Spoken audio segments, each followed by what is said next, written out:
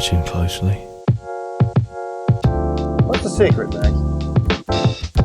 You just gotta find something you love to do and then do it for the rest of your life. I don't want to be a product of my environment. I want my environment to be a product of me.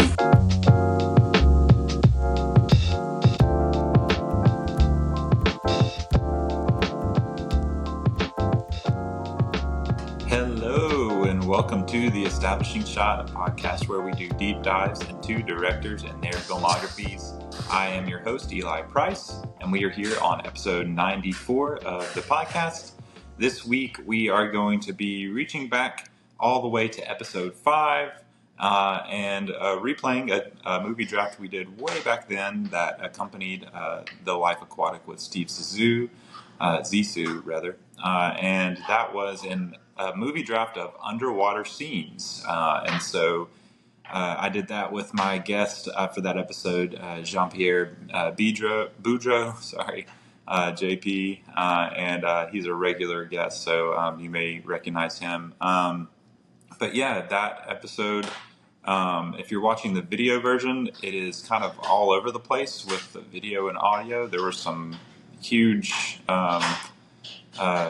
technical difficulties for that episode, and I think I fixed most of them back then, but I'm not really sure.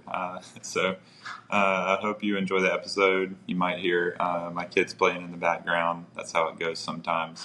But yeah, we're going to jump right into that episode, and I hope you enjoy it. Hi. Quick reminder that you, yes, you, can be a huge help to the production of this show.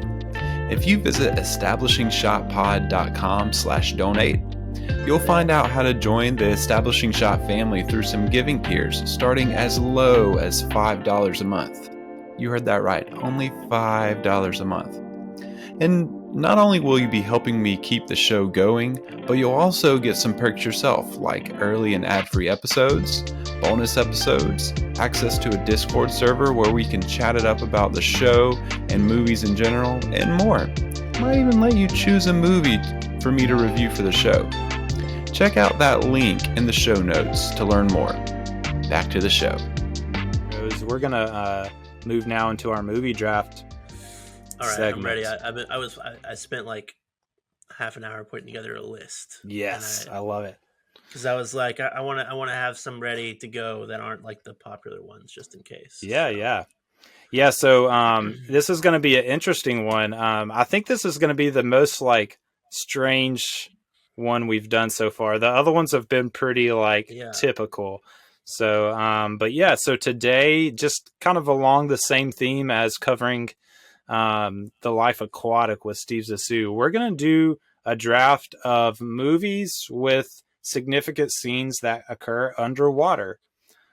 So it can be a movie that's completely or mostly or a lot underwater, or it can be a movie where there's just a sequence that's, means something significant that happens underwater, or anything in between. So that's kind of what we're drafting. I don't want to give any examples because, we might give away things that we want to draft, but you'll pick up on what we're putting down once we get going. So, JP, you're the guest, so I'm going to let you pick first. This always comes back to bite me, but Man, do I need to like give a little explanation after a quick one? Let people know what it's about. All right.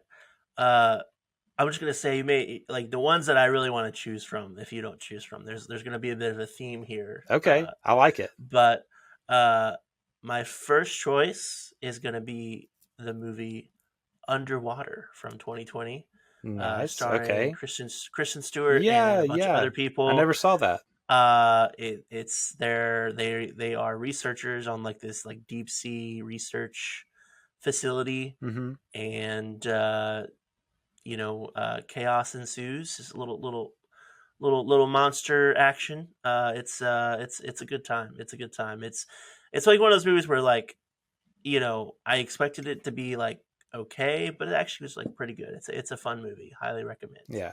So I'm envisioning like a lot of like intense like kind of like clench your butt cheeks sequences where there's something Yeah. happening, and because you're underwater, it's like super stressful. Well, yeah, like it's it's a little sci-fi-esque because there's like a Okay. sequence where they have to like cross the ocean floor in these suits. and Gotcha. Yeah. It's pitch black, so Right. as you could imagine, it's Yes. definitely got some clenching of the cheeks. Yeah. And I like Kristen Stewart. She gets a bad rap, I think, sometimes from Twilight, but she's a good actress. So does Robert Pattinson. Like Right. people don't understand that he's actually like a phenomenal actor. Oh, yeah. So to go watch Good Time by the Safdie brothers and then come back. Yes. Yes. You know, I would say go watch The Lighthouse, but that's kind of like if you dare. Go watch The Lighthouse if you dare. It's intense. It's a rough one. Yeah. But yeah, so I'm coming in and I have a list of movies, but I don't have them like in any sort of order. And so I'm coming in like, man, what do I need to pick first? But I'm going to start off just like, I don't know if this is something you're familiar with or interested in. Typically I try to, you want to try to draft things so that the other person doesn't get them. But I'm going to go completely like off the wall here, and I'm going to make my first pick, Ponyo, which is, it's a Hayao Miyazaki film, Japanese, it's an anime movie, in a sense, in the sense that it's a Japanese animated film. But yeah, Miyazaki, movies like Spirited Away and My Neighbor Totoro, which are great. But Ponyo, I love Ponyo. And I think the reason I'm choosing it here is just because I love the way he animates the ocean. It gives you a similar like magical vibe that the underwater scenes in Steve Zissou give. Like it's just, when you go underwater in that movie, and to give people a reference point, it's almost like, it's kind of like a Little Mermaid-esque kind of story where you have this character Ponyo who's a fish and becomes a human and befriends like a human kid, like they're both kids, and it's Little Mermaid-esque in that way, not in the it's not the typical Little Mermaid story, but it has those vibes to it. But yeah, so it just, the way he animates the underwater scenes, just like when I saw this movie and we went underwater, I was just smiling because it was so fun and it was so like interesting to look at. And so I'm going with Ponyo. Okay. Great movie. And you can watch it with subtitles in Japanese, or you can watch all these Miyazaki movies are dubbed too. And the dubs are generally actually pretty decent dubbed films. So yeah, my rule is if I'm watching live action, I'll watch it subbed, at least for the first time. If I'm watching animated, I'll watch it dubbed. Yeah. And it's a very hot take, but dub over sub every okay. day. Yeah, and I would even recommend, like, if you're getting into like Miyazaki animated movies for the first time, like, because the dubs are actually pretty good generally, and his movies are so visually stunning, I would recommend like going dub so you can pay attention to what's going on the screen more. But yeah, Ponyo is my first choice. Okay. And we're going to draft 5 each, by the way, for the listeners. Okay. We already know that. So my second pick again, because this is like, I want to like, because I'm approaching this as like movies that I actually like have seen, I really enjoy. Yeah. I'm not really worried about like who the viewers are going to think has the better team, so to speak. Yeah. Number 2 for me is going to be The Cave from 2005. I don't even think I know this movie. So this is a movie I saw like forever ago, and I recently rewatched it, and I was like, surprisingly, I still love it. It's about a group of cave divers that find this cave underneath this like old like church chapel, and they go down, and chaos ensues. A little bit of monster action. Okay, so it's like a horror thriller kind of movie. Yeah. It's fun. It's like PG-13, so it's not too crazy. And I feel like it's got a bit of a higher budget. it's one of those movies where I actually was looking it up. The director, it's the only movie they've ever made, because it was like a critical and commercial failure. But as a fan of monster movies, it's a good time. Okay. It's a good time. And they go underwater, I assume, in this cave. Yeah, they're cave. Sorry, they're like they're like there's a lot of scenes of them like in the water, or the fact that they're inside of this cave network, has lots of play into it. I will say it was hard to I'm like, does it have to be on underwater or on the water? Does that count? But yeah. I'm trying to stick to underwater. So Yeah. there's a lot of definitely it sequences has to be to, underwater at some point. They have to, there's a lot of sequences in like diving, inside of the cave. So that works. Okay. Well, I'm going to go with a movie. My second pick. I have some other ones that I probably like more than this. But I'm going to go ahead and pick this one because I really like the scene that's underwater. And it's funny, you mentioned the original version of this earlier, Casino Royale, the Daniel Craig version. I can't remember the year it released, but it's the most recent, 2006, most recent Bond series with Daniel Craig. It's the first one. And the reason I'm picking this one is because, spoiler alert, I'm not giving spoiler alerts. It's been out since 2006, y'all. Every time I spoil a movie. You can't give a spoiler alert for a movie that's like over a decade old. Yeah. It's like, if you haven't seen it, that's on you. It's on you. But there's a scene at the very end. The reason I love it is because it's the first time you get every other introduction to every other Bond. He's just like suave, does everything well, he's just in charge. Always saves the day, always gets the girl. And always saves the day, always gets the girl. And in this one, you have that scene at the end where he's underwater. He's trying to save the girl. She's stuck in a cage underwater and he can't save the girl. And the response is just like this purely vulnerable emotion of just despair and rage that you get from Daniel Craig underwater. And it's just an introduction to Bond that I thought was I'm not a huge fan of Bond in general. I've watched the old ones and they just don't do it for me, but the Craig series I love. And I think part of it is just because you get such a vulnerable introduction to him in this film, and it all culminates in that underwater scene. Also, him. she lets herself drown too. That's the other part of it too. It's just all around. That's a phenomenal scene. Yeah. So I'm going Casino Royale for that scene. Yeah. Man. All right. Number 3. Gonna go with Deep Blue Sea, 1999. I think it's another one I don't know. You've never seen Deep Blue Sea? I don't think so. Oh, dude, it's a classic. Thomas Jane is in it. LL Cool J. Okay. Samuel Jackson. Very infamous scene of Samuel Jackson getting killed by a horrifically CGI rendered shark. It is 1999. Yeah, I'm seeing your running theme with these monsters. Hey, look, I told you I love monster movies. What can I say? This one they have this kind of ocean research facility, and they are trying to create a cure for Alzheimer's, which they are doing by injecting certain things into these mako sharks. Yeah, and they're basically using the mako shark brain to test the chemical, but it causes them to become hyper intelligent. And some things happen, and they end up basically being able to get into the facility, and it slowly starts filling up with water. And you got 3 hyper intelligent, genetically modified mako sharks and a bunch of people, and chaos ensues. So it's great. It is such a.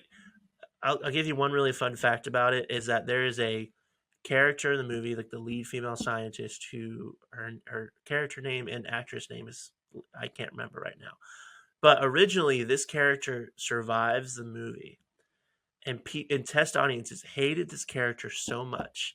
Every single comment was you need to kill her. Why does she live?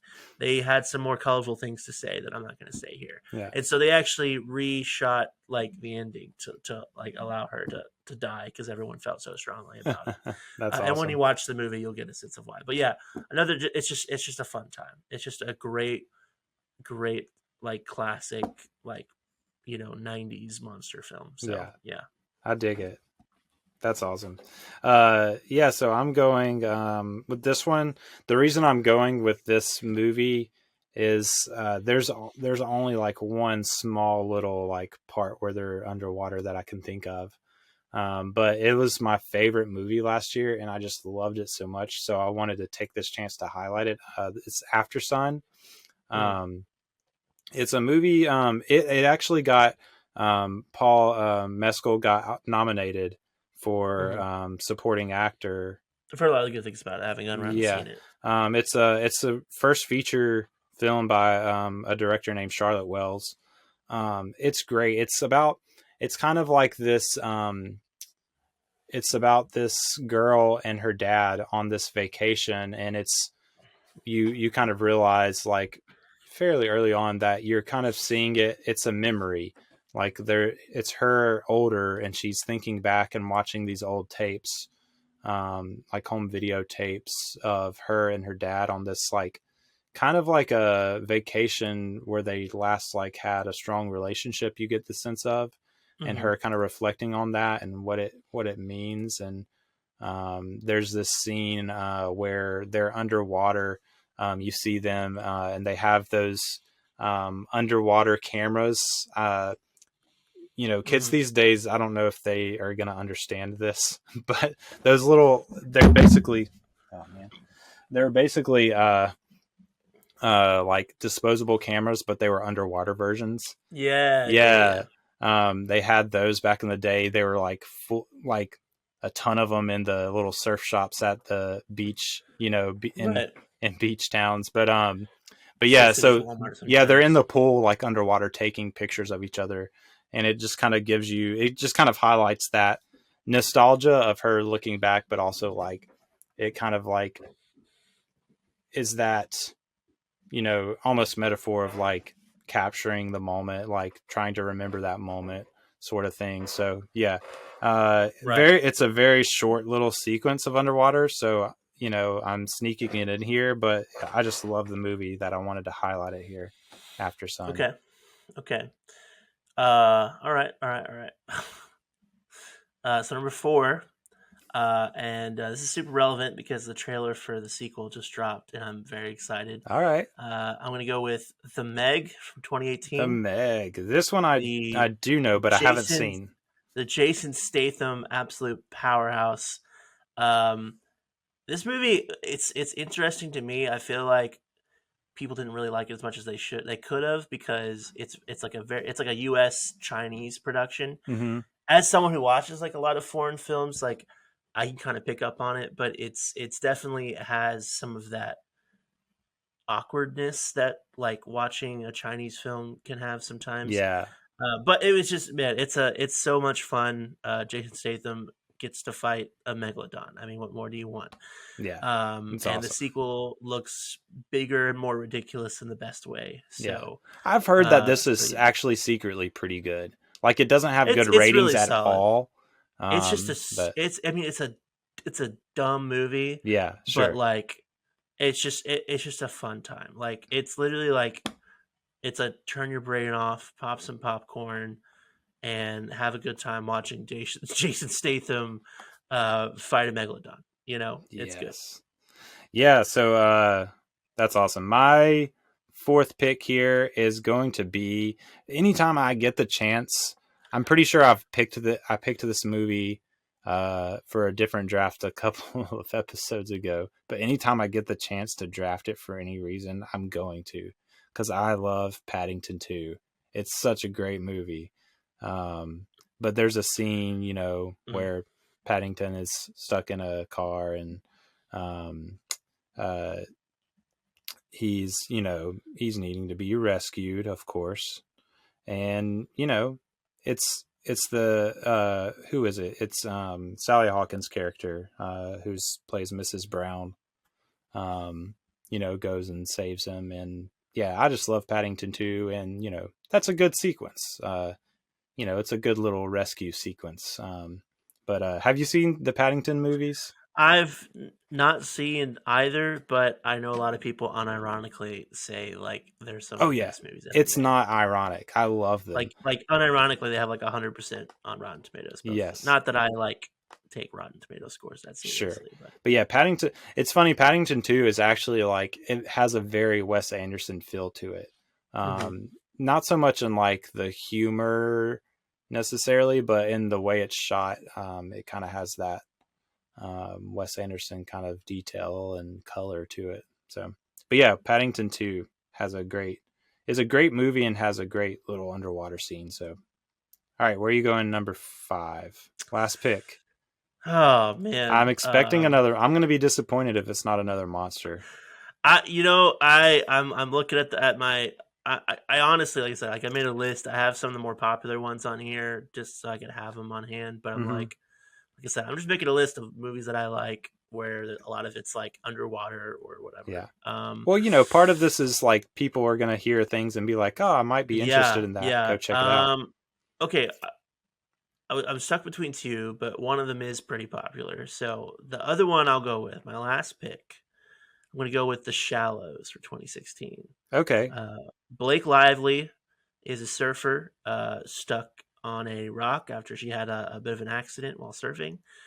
And there is a whale carcass not too far from her that has attracted a great white shark.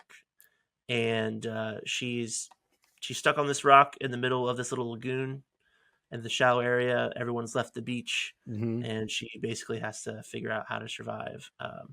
Super satisfying movie.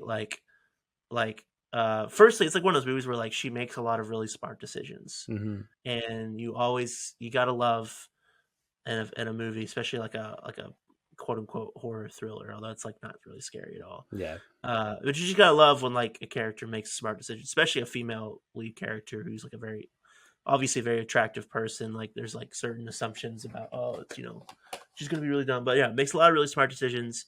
And it's just one of those movies that's just super satisfying. Yeah, like the ending and everything. And yeah, it's a good time. Also, I can't remember how to pronounce his name, but it's the director of this film is the same guy he's worked with The Rock on a lot of stuff. Like he directed Black Adam, and this movie's like steps and bounds better direction than Black Adam or any of those other recent like I think he did like Rampage or whatever. But yeah, just really solid. Like a really like one person, one location. They have a problem they need to solve. How to get to the beach without getting attacked by the shark, because she has like a cut. She's bleeding, so the sharks are attracted to her as well. Yeah, it's just a fun. It's like 90 minutes, just a super solid like popcorn thriller, and just a satisfying watch. So yeah, I love it. There you go. Didn't leave you disappointed. Awesome. My other option was going to be Pacific Rim, but I was like, okay, that one's too popular. People know that one. Yeah. So, man, I've got to tell you, I love that you went with the monster theme and stuck with it, but I feel like I've got this one in the bag as far as like a poll afterwards goes. But I mean, I feel like who literally, cares? You know, I feel like literally all of mine, except for maybe the Meg or Deep Blue Sea, people are like, I've never even heard of that movie. Yeah. So it's all good. So I could go the easy, like I have a couple that like are obvious, and like I do love, like especially Jaws. I love Jaws. I think it's like a way more like important and like powerful movie than like meets the eye. I mean, it literally created the summer blockbuster. Yeah, for one that, but just like thematically, I think it's I think it's a metaphor for like America and like the problems with our country. But anyways, we're not going to get into that. I could go with Nemo. Nemo is obvious. It's a good movie. I like Nemo a lot. But I'm not going to go with Jaws or Nemo, which, by the way, my first pick, Ponyo, the animation for underwater is much more fun than Nemo and much more beautiful. So go check out Ponyo. But I'm going to go with one that maybe less people have seen, just because I think I've already got this one in the bag. And I'm going to highlight one of my favorite movies from 2020 or 2021. can't even remember in the moment. The Green Knight. Mm. Have you seen The Green Knight? No, man. Again, it's one of those ones it was on my list, and Yeah. it was like in theaters for like 2 weeks, and just did not have a chance to go see it. Yeah, so it's by David Lowery. It stars Dev Patel, who's just fantastic in it, and it's actually like kind of adapted from this like really really old English poem. Sir Gawain and the Green Knight, I believe. Right, Sir Gawain and the Green Knight, exactly. Something like And so yeah, so it's it's a poem. It's really, yeah, there's a lot of lore behind it. But the movie is fantastic. It's visually just like incredible.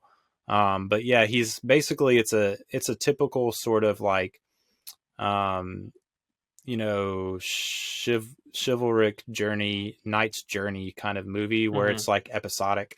So he has he has like a quest he's going on, but along the way you have these kind of like episodes where he has to like, you know, he's basically like proving his virtue in this way with this episode and this way with this episode. But actually like not proving it, because it's kind of like a twist on that sort of tale. But yeah, in one of them, there's this like ghost like woman who, like his task, I guess you would say in that scene, is like he has to retrieve her head, and it's like underwater, so he has to, obviously it's kind of like one of the more spooky scenes. But yeah, it's a really good sequence, and the movie just is so very good. I loved that movie. So yeah, The Green Knight is my last choice.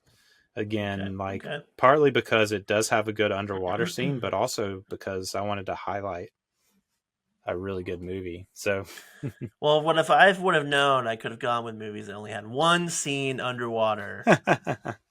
Hey, I told you that. Yeah, I don't know. I mean, you know what? I feel good about my list. I'm sticking with it. Like monster movies are like one of my guilty pleasure genres, so yeah, I will watch just about anything. Yeah, I mean, movie wise, there's really not a ton of movies totally underwater except for maybe monster movies. But yeah, it's also like there's not a whole lot of movies that like you said, like are, well, yeah, I guess you kind of said the same thing, but not only are a lot of movies, like they don't really make a lot of movies about things underwater, except for monster films. They're like some kind of creature from the deep, and I think it's because like the ocean is still such a mysterious place, so it really does work. Yeah, so that's our draft. I'll read them back. JP got Underwater, The Cave, Deep Blue Sea, The Meg, and The Shallows with his monster theme. And I went with Ponyo, Casino Royale, After Sun, Paddington 2, and The Green Knights. And that was our draft for movies that are underwater. The duality of man. Yes. Underwater scenes. Yeah, that was fun. That was a fun one. I will say, I think I've got that one in the bag when I put the poll up, but who cares? We'll see. We'll see. You took your movies and they're fun. So yeah. Hello again. Do you know how you can really support the show for free in just a few minutes or less? That's right. Just leave a rating and review on Spotify and Apple, or wherever you listen that might allow for ratings and reviews. These really help the visibility of the podcast. In fact, just hit that pause button right now and drop the review right now. And then you can get back to the show. I'd greatly appreciate it. Okay. I trust that you went and left that rating and review now. Back to the show. Hey, I hope you enjoyed listening to that old movie draft of underwater scenes from movies.